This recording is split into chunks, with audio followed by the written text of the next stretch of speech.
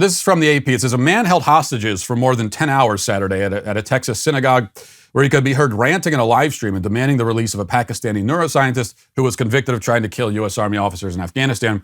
One of the 4 hostages held at a congregation Beth Israel in Colleyville was released during the standoff. 3 others were rescued when authorities entered the building around 9 p.m. The hostage taker was killed, and FBI Special Agent in Charge Matt DeSarno said a team would investigate the shooting incident. Law enforcement officials who were not authorized to discuss the ongoing investigation spoke to the AP on the condition of anonymity, said that the hostage taker demanded the release of Afia Siddiqui, a Pakistani neuroscientist suspected of having ties to al-Qaeda. Now, the name of the terrorist in this case is Malik Faisal Akram. And usually we don't like to show you, these terrorists and everything and what they look like, and we don't want to put their names and faces all over the place. But I do want to show you in this case what he looks like, because it's important context. Here's what he looks like. And you have to see that because, funny enough, all of the corporate media outlets have been describing him for days now as simply a British man. That's the description they decided to go with. A British man. That's all we need to know about is that he's from Britain. In fact, early on, I forget which outlet it was, but one of them actually described him as a man with a British accent. And that's how they decided to describe. Now, if he had, if he had a Middle Eastern accent, an accent to reflect his ethnic background, do you think any headline would describe him that way? Man with a Middle Eastern accent takes hostages. Not going to happen. Now, we were also told, even though he actually said what his motives were, so we know that this is an Islamic radical. He's taking hostages on behalf of another terrorist, and this is one of the. There are times when motives are unclear, right? The Las Vegas shooting, hundreds of people shot. We still haven't been told his motive, because as far as we know, he never said anything to anybody about it. So the motive is very unclear.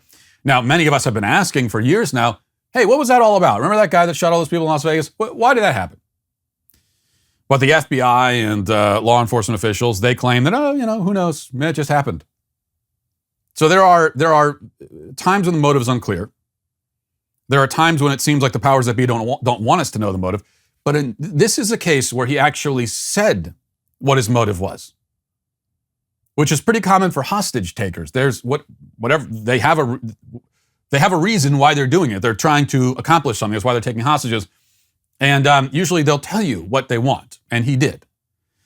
And yet, in the hours after that, an FBI spokesman got in front of cameras and said, we still don't know what this was about, but he was not targeting the Jewish community, is what we were told. Listen.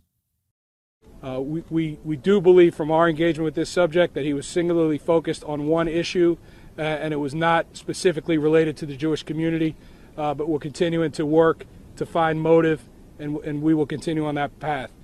So the FBI is confused, and Joe Biden the next day was asked about this, and he was also just confounded. I mean, he had no idea why this happened. Listen to Biden. Do you know why he targeted that specific synagogue? Well, no, I don't. We don't have. I don't think there is sufficient information to know about why he targeted that synagogue, why he insisted on the release of someone who's been in prison for over 10 years, why he was engaged, why he was using anti-Semitic and anti-Israeli comments. We just don't have enough facts. So let's see. So we got a Muslim guy, sister's a convicted terrorist, takes hostages at a synagogue in Texas on a Saturday, the Sabbath, but this wasn't targeting Jews. Had nothing to. This is just coincidence. Could have been anywhere, right? He could have chosen any location. Just happens to choose a synagogue in Texas because those are a dime a dozen in Texas. So if you're just walking down a street randomly looking for a place to take hostages in, chances are you're going to stumble across a synagogue. That's what we're supposed to believe. Of course, it's totally absurd. And a day after this, the FBI put another statement out, and now they're saying this is a terrorism-related matter in which the Jewish community was targeted and is being investigated by the Joint Terrorism Task Force. So the FBI tried to say, this was not anti-Jewish. This was not, let's not jump to any conclusions. Very quickly they changed they completely reversed course without any explanation. And the reason is they're just being roundly mocked and ridiculed and criticized for it. And so that's why they decided to change. That's what we get from the FBI. Meanwhile, of course, whenever something like this happens and you have a member of an approved victim group who does something terrible, we're told immediately that the number one concern, the number one priority is to make sure that other members of that group are not blamed for it or not made to feel uncomfortable. That's the number one priority after all this happens. Before if people are killed, before we even put the bodies in the ground, number one priority is to protect the feelings of the other members of that approved victim group. So the Daily Beast columnist Wajahat Ali, hours later, here's what he tweeted about. This is what he was thinking immediately after. He said, "You're about to hear some ugly and vicious Islamophobia and anti-Muslim bigotry this weekend from elected officials, commentators, and even mainstream media. Hope I'm wrong. People will use it to divide Jewish and Muslim communities for their political agenda.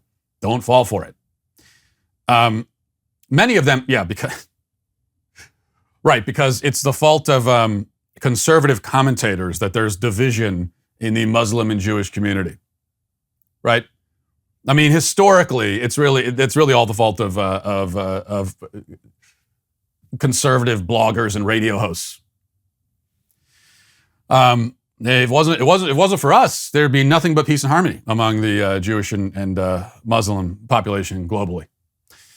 He continues, "Many of them will claim to care about Jewish lives as they openly support and parrot vile anti-Semitic conspiracies. They don't care about our lives or our communities. Muslim is easy synonym for terrorist, and those who downplay January 6th will now talk a lot about national security. So take a drink. If you're playing the January 6th drinking game, maybe that'll be your first drink of the day. Probably not. You're probably already stupefied drunk, but of course we had to get the mention of January 6th in there. So what we know with the left is that the only thing that matters is the victim narrative, of course. And they have their victim hierarchy and this kind of equation, complicated equation. Well, oftentimes it's pretty simple. The victim narrative and the equation is simple, but there are times when it becomes a little bit more complicated for them. And that's where they start kind of stepping on their own feet and tripping and stumbling a lot. And that's what we have here. And I think in general for the left's victim narrative, they have a lot of trouble with the Jewish community. They're not quite sure what to do there. Because obviously with the Jews, we're talking about a minority and a historically oppressed minority, clearly. But if we're going based on skin pigmentation, especially in the United States, they're white. They look just like any other white person walking down the street. And so that means that they can't really be included in the victim narrative. They don't fall into the victim equation. And then when you look at conflicts overseas in the Middle East, well, that's where it becomes more simple for them. Whoever has darker skin is the victim. And the victim is right. The victim group is always right in any conflict. And that's why they just can't, they cannot admit, they can't go outside of the victim narrative. And when anything happens, this is always the first concern. So if there's a Muslim terrorist attack, first concern is making sure that nobody says any mean things to Muslims because of it. When China unleashes a deadly virus on the world and kills 5 million people, what's the first concern there? It's not to hold China accountable, that's for sure. It's just to make sure there's no anti-Asian sentiment. That's the biggest problem. Totally twisted and demented. Listen, hit that subscribe button right now. Do it right now. I thank you for your compliance. It is somewhat appreciated.